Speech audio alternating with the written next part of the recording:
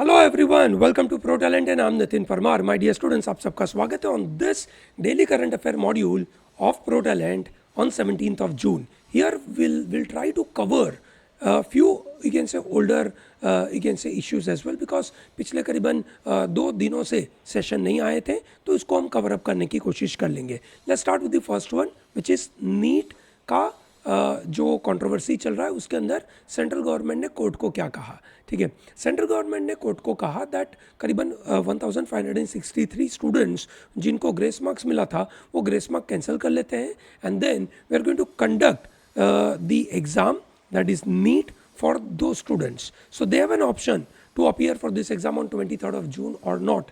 ठीक है, however across India ये बातें चल रही है कि सिर्फ इतना करने से काम चलेगा नहीं, because there were paper leaks. अगर पेपर लीक होते हैं तो this is definitely injustice to large number of students. ठीक है, और पेपर लीक होकर कितना दूर दूर तक ये फैला नोबडी नोज. ठीक है, and therefore it is always advisable that you can say this exam has to be conducted afresh. But at the same time, the difficulty is there are around 23-24 lakh people. Re-examination for 23-24 lakh people will turn out to be very complex and challenging scenario.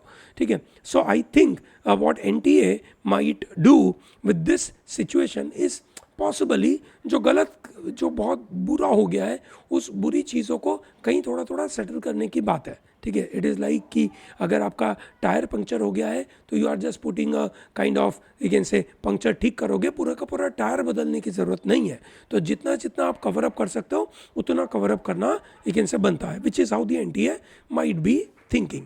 ठीक है, additionally Bharat में जो 18th Lok Sabha का election हुआ उसके साथ साथ there were 4 state के असेंबली इलेक्शन हुए, और वो 4 स्टेट के असेंबली इलेक्शंस के सीएम के नाम आपको इमीडिएटली पता होने चाहिए. ठीक है, so here we have Andhra Pradesh के सीएम चंद्रबाबू नायडू, सिक्किम के सीएम प्रेम सिंह तमांग. ठीक है, अरुणाचल प्रदेश के सीएम पेमा खांडू. ठीक है, एंड उड़ीसा के CM Mohan Charan Majhi. This is what you should be knowing, because in the last week this CM का oath ceremony were basically the talk of the you can say nation. उस तरीके से बातें हो रही थी. Primarily I am sure you know कि Narendra Modi that is prime minister को ओथ दिलाते कौन है, दैट इज प्रेसिडेंट. उसी तरीके से CM को ओथ दिलाते कौन है, गवर्नर. ठीक है ना, चलो बढ़िया. ठीक है, so just like we have a you can say centre पे जो गवर्नमेंट होती है उसी तरीके से स्टेट में गवर्नमेंट है. So this is how we are a sort of federal government. We are a sort of federal state. Yes or no? So that is what we are aware about. ठीक है, at the same time 2 important appointments took place. That is National Security Advisor and the Prime Minister के Principal Secretary. National Security Advisor is Mr. Ajit Doval. Ajit Doval has remained the agent of you can say raw Bharat की जो spy agency है उसके वो बड़े महत्वपूर्ण part रह चुके थे. ठीक है, उनका NSA के पोजीशन पे काम क्या होता है, and he has been reappointed. So that means पिछले करीबन 10 सालों से he has remain the national security adviser. So उनका काम होता है रेगुलरली प्राइम मिनिस्टर को एडवाइस करना on the matters related to internal as well as external threats and opportunities. ठीक है, some strategic issues connected to the overseas issues and at the same time sensitive issues connected to those international affairs. ठीक है, तो वहाँ पे वो advice करते हैं.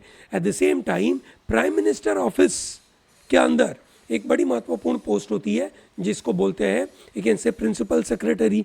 Mister PK Mishra has been reappointed at this position.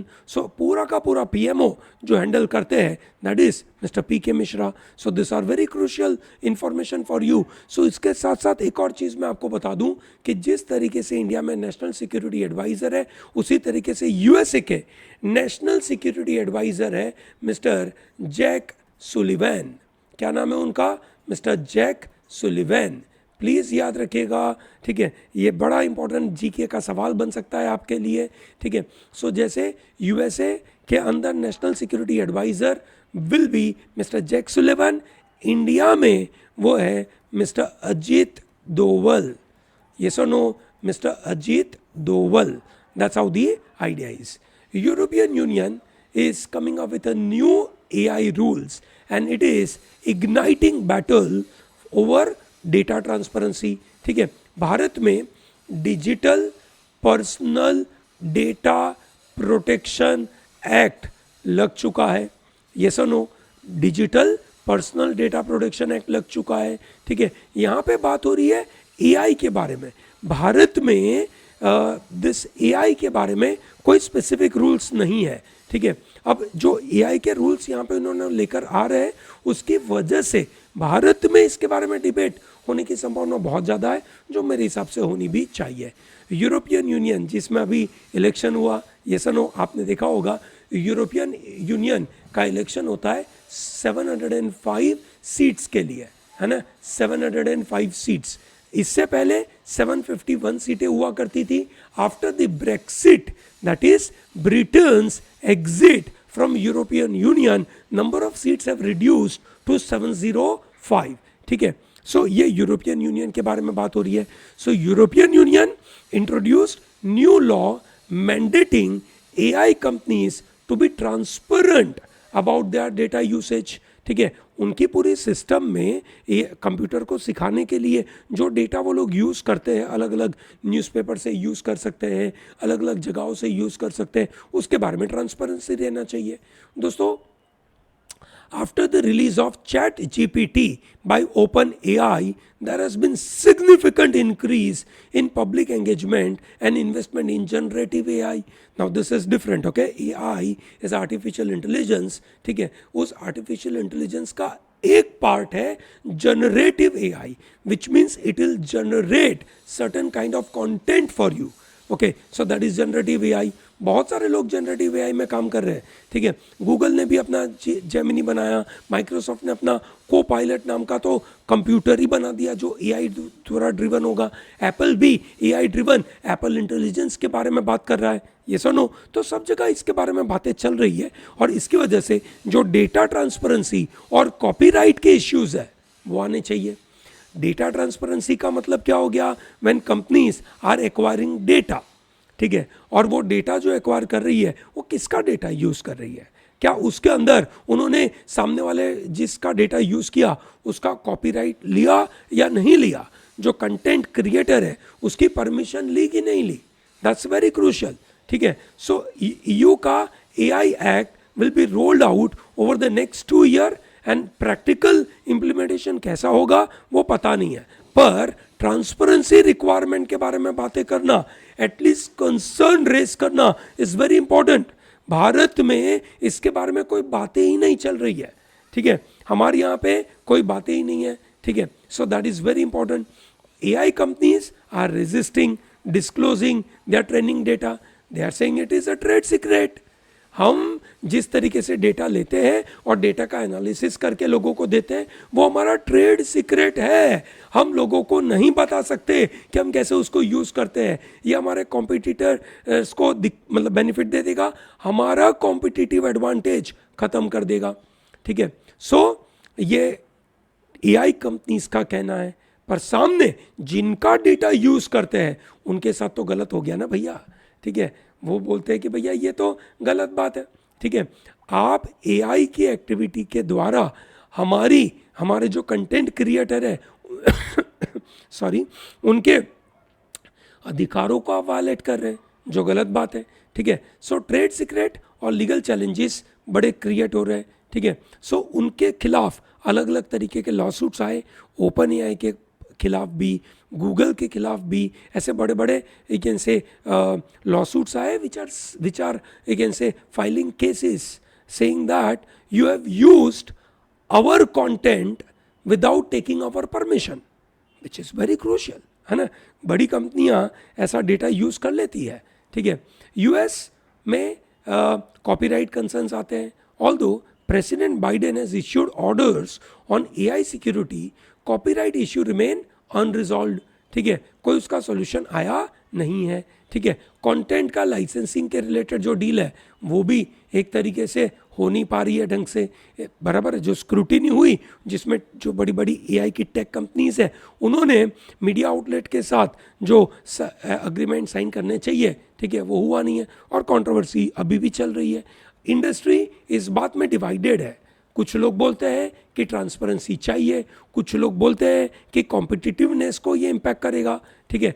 European union इसमें बड़े क्लियर स्टैंड पे है, ठीक है। सो उन्होंने कहा कि भैया we need complete public disclosure for AI training database.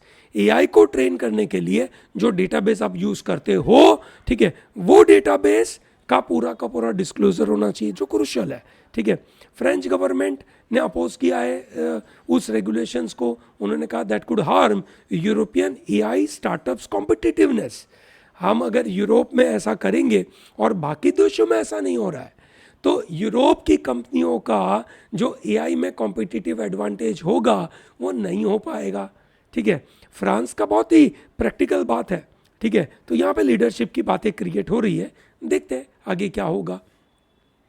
USA में एक बड़ा महत्वपूर्ण मुद्दा आया, जहाँ पे यूएस सुप्रीम कोर्ट ने रिजेक्ट किया एक बीड, एक एप्लीकेशन आई थी, है ना, to restrict a pill which is widely use to terminate pregnancies, ठीक है ना। सुप्रीम कोर्ट ने उस बात को नेगेट कर दिया। आपको याद होगा सुप्रीम कोर्ट ऑफ यूएसए ने 2022 में जो 1973 का एक जजमेंट था रो वर्सेस वेड का, उसको रिवर्स कर दिया था।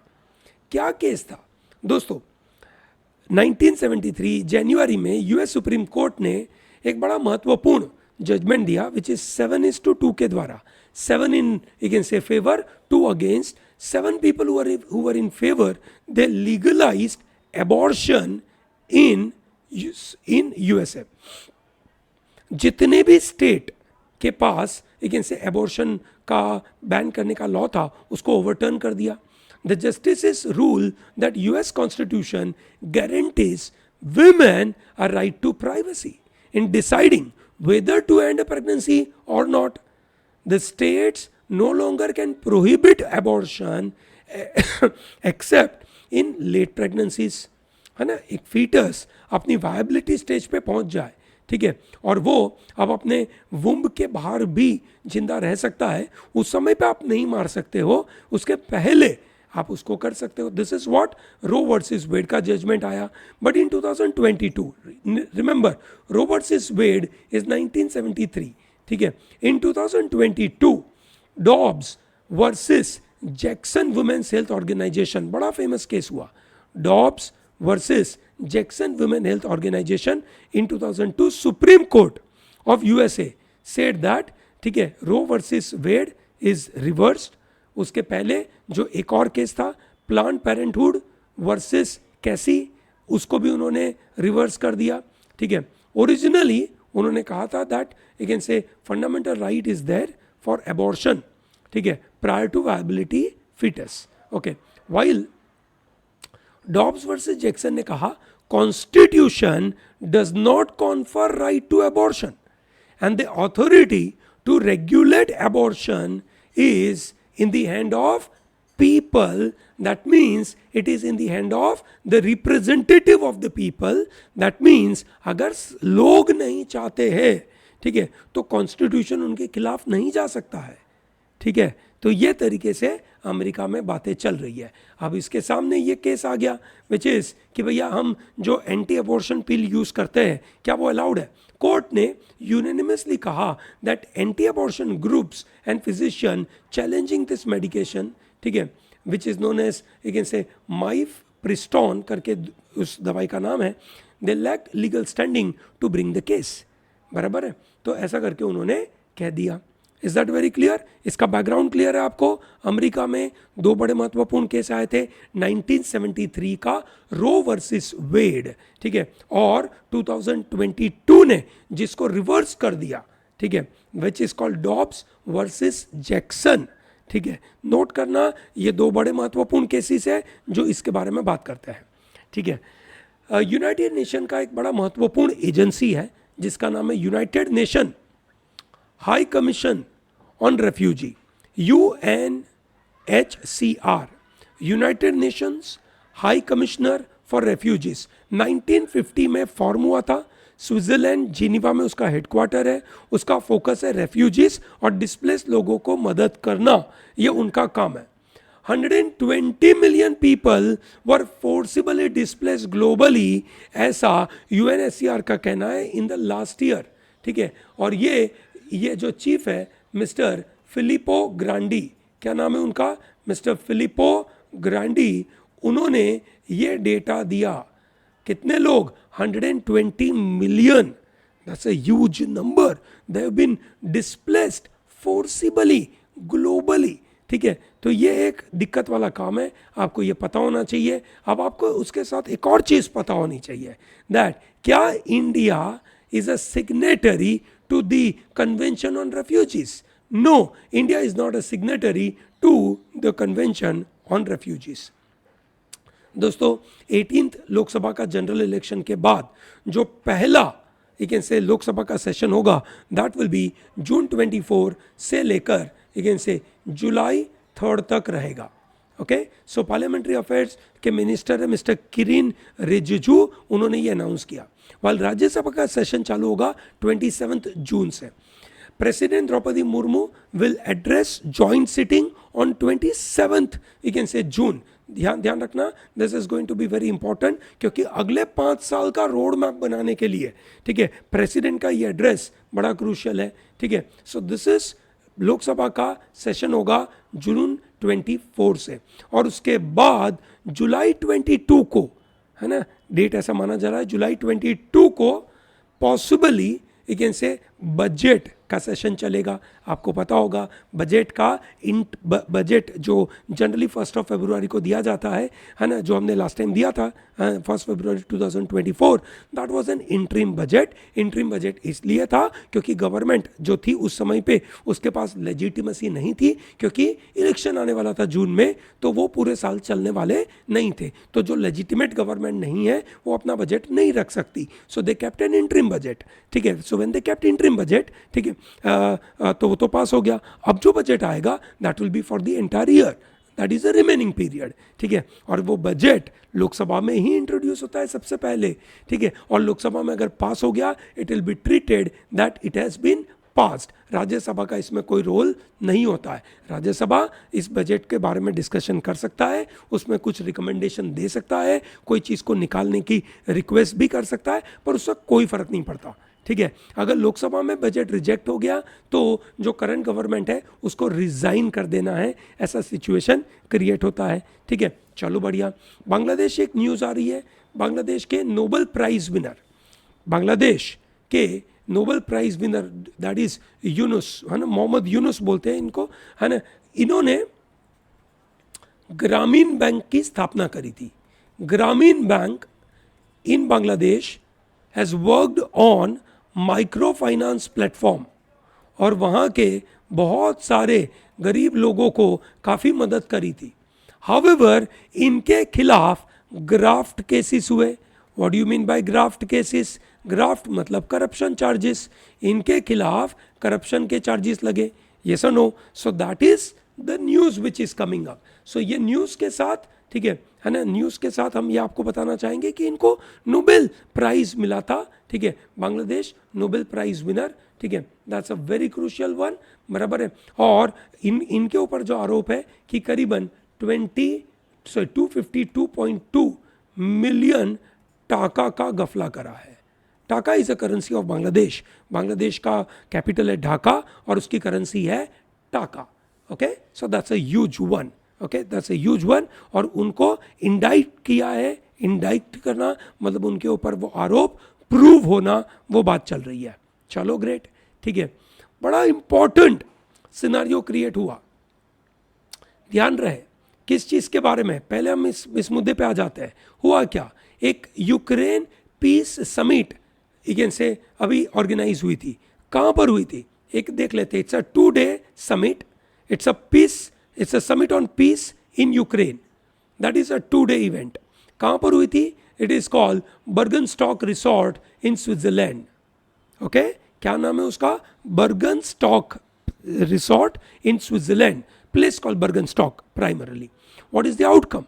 Final joint communique came with the support from 80 countries and 4 organizations.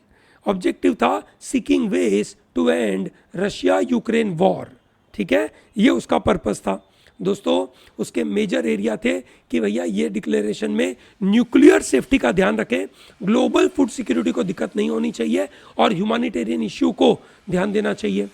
सभी कंट्रीज, सभी 80 कंट्रीज और 4 ऑर्गेनाइजेशन ने रशियन वॉर को कंडेम किया और उन्होंने कहा कि ये बड़े लेवल पे ह्यूमन सफरिंग क्रिएट करता है और ग्लोबल क्राइसिस क्रिएट करता है, और डिमांड करी दैट ये जो प्रिजनर्स ऑफ वॉर है उसको एक्सचेंज कर दिया जाए, रिलीज कर दिया जाए, और जितने भी यूक्रेनियन चिल्ड्रन या सिविलियंस हैं जो अनलॉफुली डिस्प्लेस हुए उनको वापस कर देना चाहिए. ये बातें हुई. ये सुनो, 2 दिन की ये समिट हुई थी. उस समिट में इंडिया ने रिफ्यूज किया है टू साइन. इंडिया ने इस बात के साथ सहमत करने से मना कर दिया. इंडिया ने बोला only proposal which are acceptable to both Russia and Ukraine can lead to peace. ठीक है, विच मीन्स अभी जो बात आ रही है it is only coming from Ukraine. ठीक है, रशिया तो बुलाया ही नहीं आपने यहाँ पे. ठीक है, China decline invitation, Russia was not invited. ठीक है, Saudi Arabia, south Africa, Thailand, Mexico, इन्होंने भी साइन नहीं करा. 80 कंट्री ने साइन किया, इंडिया ने नहीं साइन किया, है ना. India was among at least some around 7 countries which has refuse to endorse this joint communique on peace framework. India ने बोला दोनों कंट्रीज अगर साथ में आते हैं और अगर कुछ पीस की बातें करते हैं तो पीस होगा, अदरवाइज तो कोई तरीके से काम नहीं होगा. यस और no, this is how India refuse to sign on Ukraine. Note करना ये जो क्यों इंडिया ने कैन से साइन नहीं किया, ऐसे वाले सवाल एलेट वाली एग्जाम में बिल्कुल आते हैं. ठीक है, AILET नाम की जो एग्जाम है उसमें इस तरीके के सवाल पूछे जाते हैं which you should know. Okay, चलो बढ़िया, ग्रेट. बड़ा महत्वपूर्ण डेटा हमने आपके सामने प्रेजेंट करा जो आपको पता होना चाहिए. एक ग्लोबल जेंडर गैप रिपोर्ट आया. ठीक है, तो उस रिपोर्ट ने क्या बताया? तो सबसे पहले तो आपको बताना है मुझे कि ये ग्लोबल जेंडर गैप रिपोर्ट कौन पब्लिश करता है, विच ऑर्गेनाइजेशन, है ना, who publishes this. okay, चलिए great. So what is a current status?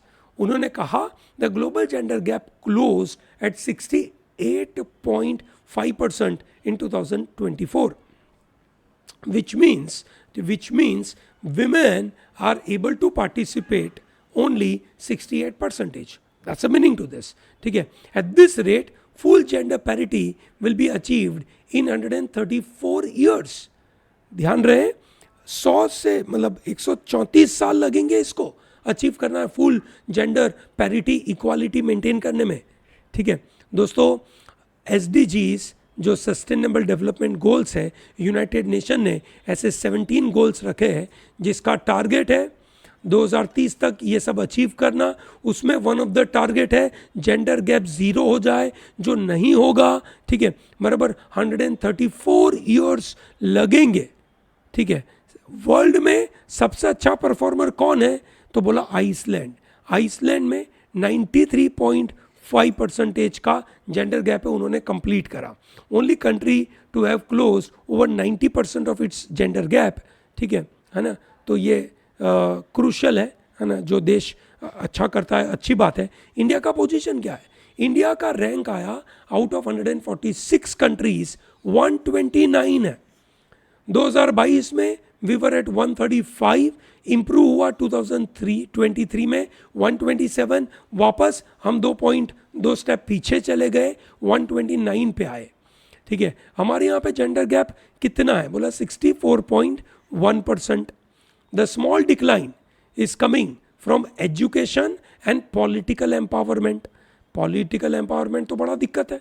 ये सुनो, 140 करोड़ पॉपुलेशन में अगर हमारे यहाँ पे इतना ज़्यादा जेंडर गैप है तो उसका इम्पैक्ट बहुत बड़ा है.